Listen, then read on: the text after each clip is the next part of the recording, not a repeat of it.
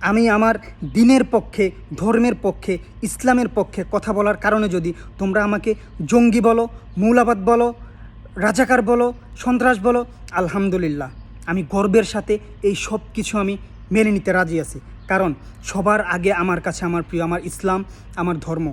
আমি আমার ধর্মের পক্ষে কথা বলবো, আমি আমার ইসলামের পক্ষে কথা বলবো। চাই তোমরা আমাকে সন্ত্রাস বলো, মৌলবাদ বলো, জঙ্গি বলো, যা খুশি তোমরা তাই বলতে পারো। তোমরা প্রয়োজনে যদি তোমরা চাও আমাকে তোমাদের রাস্তা থেকেও সরিয়ে দিতে পারো, কিন্তু এরপরও ইনশাল্লাহ ইসলামের পক্ষে, হকের পক্ষে, ন্যায়ের পক্ষে, দিনের পক্ষে, ধর্মের পক্ষে কথা বলা থামাচ্ছি না।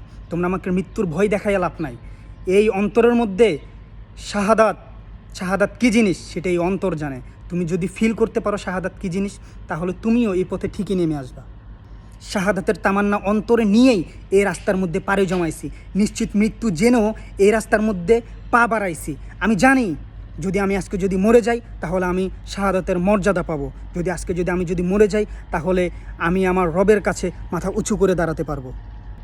তাই একজন মুসলমানকে মৃত্যুর ভয় দেখায় লাভ নাই। মুসলমান জন্মগ্রহণ করেই কেবল মৃত্যুবরণ করার জন্য, মুসলমান জন্মগ্রহণ করে কেবল শহীদ হওয়ার জন্য।